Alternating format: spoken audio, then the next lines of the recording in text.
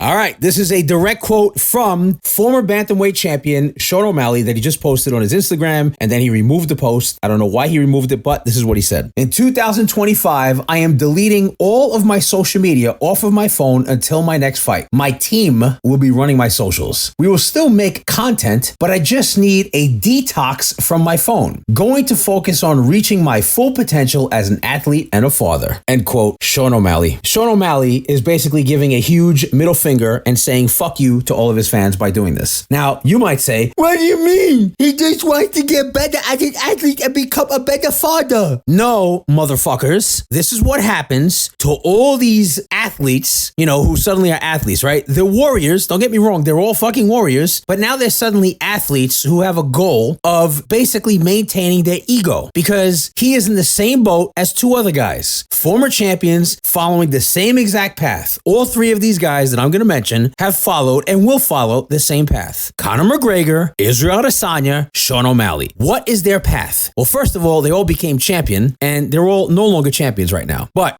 basically, all three of them started from nothing, and they had a goal of being champion, and they became the champion. But let's see what the 3 steps are. Very simple 3 steps, right? Because since they started from nothing, they needed to create a personality. Step number 1, create an outlandish personality, become a champion, and embrace the spotlight. Now, all 3 of these guys came from nothing, except for Israel Adesanya, who actually had money. Don't believe that bullshit that he's trying to spread like he was poor and his family was poor. No. He came from privilege. However, he was bullied. How badly he was bullied, I don't know. It's up for question. Conor McGregor, 100% born in poverty, didn't have a lot. He had to live in his parents' attic while he was fighting and getting big, coming up. And, you got Sean O'Malley, who basically came from the middle of nowhere, had no money, never left his house until he decided to go live with his coach, Tim Welch. But Adesanya had money. Adesanya didn't have to work. He didn't have to go to school. He was too lazy to go to school. He spent a lot of time with white folks learning how to love fucking anime. This is totally fucking true. It's not me saying it. It's fucking true. And maybe he was bullied a little bit because he was a skinny kid, but he had an older brother. He had an older brother or younger brother, whatever, who was a lot bigger, who protected him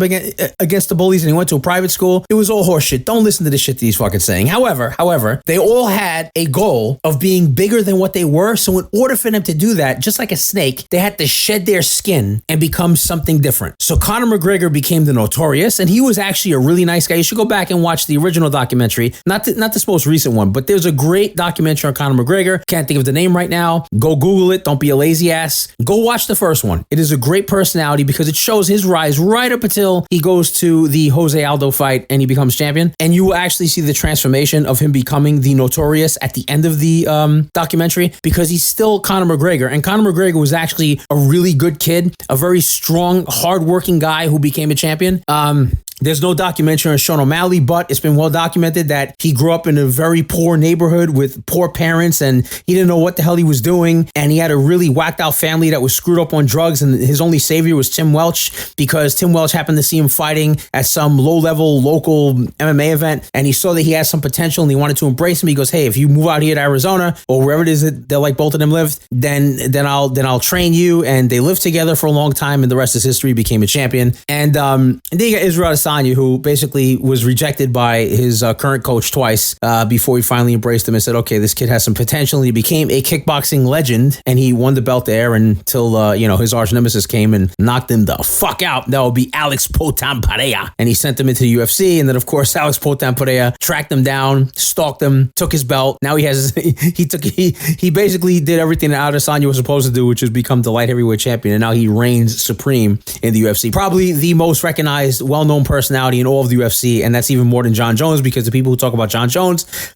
basically are people like me who've been following this for a while. But the main superstar right now, the guy's name is being mentioned in podcasts and vlogs across the fucking universe that have nothing to do with the UFC, is 100% Alex Pereira. Okay, but I digress. Let's get back to the issue at hand. So all 3 of these guys had to create a different personality. Conor McGregor became the Notorious asshole. Israel Adesanya became the last stylebender. Sean O'Malley became Sugar with Sean O'Malley. They all became champion. So step number 2 in their journey, they suffer 1 or 2 losses. In the case of Conor and Israel Adesanya, at least they suffered 2 losses. But with Sean O'Malley, it only happened with 1, right? And this is what all 3 of them did. All 3 of them, and Sean O'Malley's doing it right now. Blames his family and his coaches, leaves them at home, loses a second time, sometimes the first time in the case with O'Malley, and decides to retreat into solitude and say, fuck you to social media, fuck you to posting YouTube videos, fuck you to doing interviews. And suddenly they say that the solution to their problem is to just hide away from everyone, get a new camp, get a new coach, or maybe just only,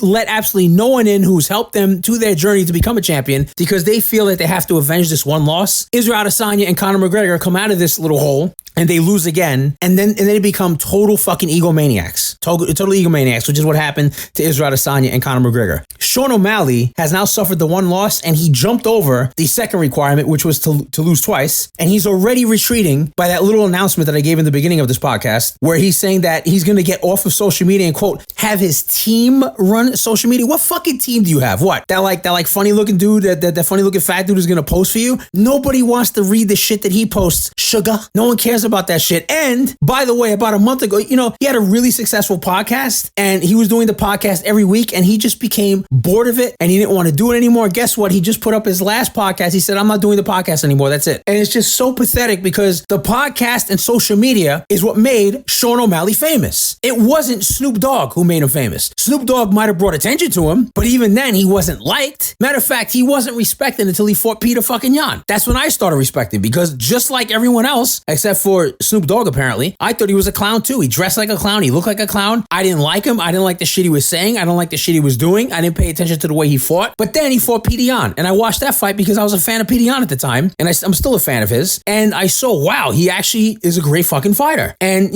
some people say he might have won, he might have lost. I think he lost that fight, but he still did good enough to win in some people's eyes. So he wins. Then he goes on to get the belt from Aljo. Then he goes on to avenge his other loss against Chito Rivera. And then he loses to fucking what's his name? Merab Dvalishvili, who's now the champion. And all it takes is 1 loss for this motherfucker to say, that's it, I'm just going to say screw you to everyone. At least I give Conor McGregor and Israel Adesanya credit. Before they said fuck you to everyone and they decided to become social recluses and not do interviews and not talk to anyone, at least they suffered 2 losses. But all 3 of them, unbelievable. Step 1, create a different personality that's not them. Just some new fucking alter ego. Step 2, blame everyone for your fucking losses and say, that's it, I have to retreat into this little fucking cage. Then step 3, say, oh my God, this is the best camp I ever had. This is so amazing. I can't wait to go out there and show everyone my new fucking skills, and lose, right? In the case of Conor McGregor, right?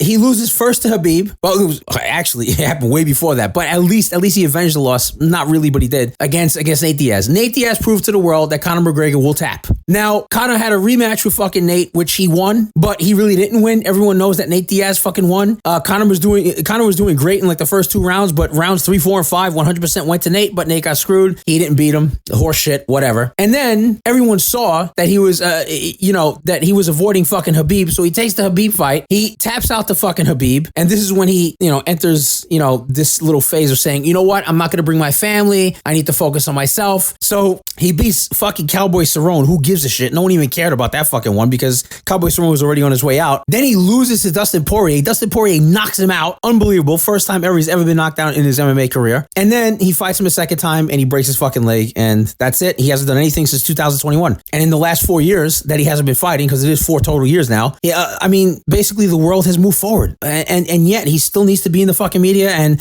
have all his attention brought to him and lie and say that he was going to fight fucking Michael Chandler, who was stupid enough to wait for him. He's never going to fight Michael Chandler. He needs to fight a really weak guy who like he thinks he can beat, who's on his way fucking out, and it ain't going to be Dustin Poirier, trust me on that one. And then you go to Israel fucking Adesanya. He had this fucking incredible run, beating everyone, real fucking creative. And yeah, whatever. He had that 1 loss to Jan Blachowicz, but that was when he moved up to light heavyweight and he learned his lesson. He's not great at grappling. He got out grappled for 5 rounds straight, whatever. But then he loses to his arch nemesis, Alex Pereira, avenges the loss. Absolutely amazing, phenomenal comeback. But then he arrogantly thinks that he's going to go fucking beat Sean Strickland. Sean Strickland outstruck him for 5 rounds straight, beat the shit out of him. And after he loses to Sean Strickland, doesn't even fucking have the decency to talk to his fans after the press conference. And that's when he enacted phase 2, which is, I am now going to be a social recluse and I'm going to come out better than ever and I'm going to win back the belt. Well, guess what? He didn't come out better than ever. He came out worse than ever because Dricus du Plessis for the first time handed him his first submission loss. So he gets his ass handed to him the first time against a guy like Sean Strickland. And then Dricus basically proves to the world, not only can you knock him out, but you can also submit him. So he loses, he gets knocked out by his arch nemesis, Alex Pereira. He gets a decision loss to Sean Strickland, and he gets submitted by Dricus du Plessis. So now he's in that mode of being a complete fucking egomaniac, and he thinks he's going to win this fight against Nasruddin.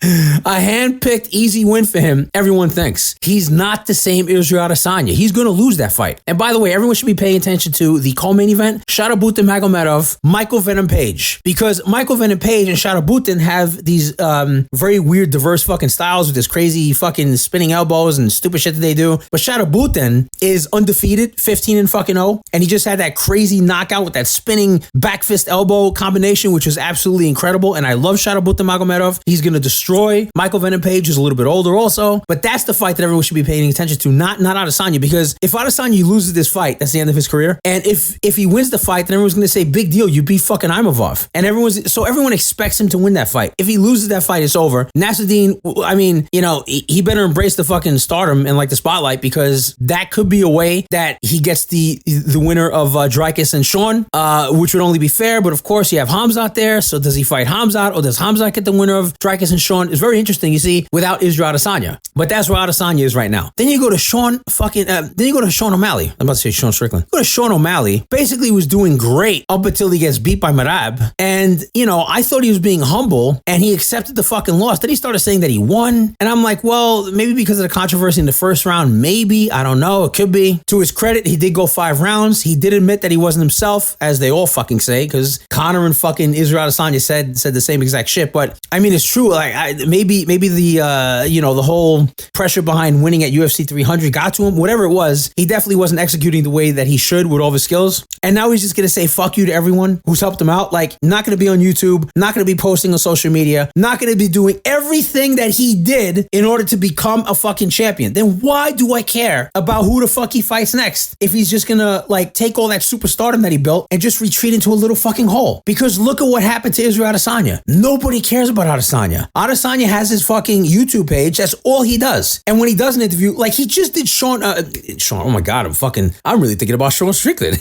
My God. Hey, Sean, how you doing, boy? I digress. But he just did the Joe Rogan show for a third time. I didn't even watch it. And a lot of people didn't watch it because no one gives a shit about what he has to say. We want to see him fight. We want to see him emerge, but not this fucking guy. Anyway, let's get back to fucking Sean O'Malley. So now Sean's going to retreat and not give interviews and not be out there and not talking. Dude, the whole modern UFC fucking goal, the whole modern UFC fighter is basically the WWE. You should stay out there. And that, he throws in, I have to be a better father. Like, what are you having, some fucking marital issues with your wife over there? Because you gave her a fucking great life. If she's complaining, get rid of her. Because you bought her a fucking mansion, you have all this fucking farmland, you have everything catered 100% to your life. Why would you not post on social media? Why would you not still interact with the fans and bring us with you on your journey to your next fight? You know what I mean? It's like, bro, this is what built you up. I don't care what you say on this new podcast, which I haven't listened to yet, on your quote unquote, your last podcast. I used to enjoy watching you. But then over a month ago, you're like, yeah, I think I'm going to do this every other week because there's really nothing to talk about. Right when Jake Paul was fighting fucking Mike Tyson, he has an off week. And all this other shit's going on with the fucking election and Trump. It would have been really interesting. No, he only gives us 2 podcasts in the span of a month. Now we get this last one and he's saying it's his last one. He's not going to be on social media. He's not going to interact with the fans. He's not going to do fucking interviews. Bro, then why should we pay attention to you at all? Why? Because that's what makes you Sugar Sean O'Malley. Because otherwise you're just going to be the old Sean O'Malley from Helen and Montana, right? So you might as well just don't dye your fucking hair again. Come out, just shave your fucking head bald because this is fucking stupid, right? You're doing what Adesanya did. You're taking a leave of absence and then you think you're going to come out and beat the fucking champion. Bro, that's not going to happen. You need to be out there. You need to be in the spotlight. And now let's get to Conor McGregor. Man, that guy for the last fucking 3 years,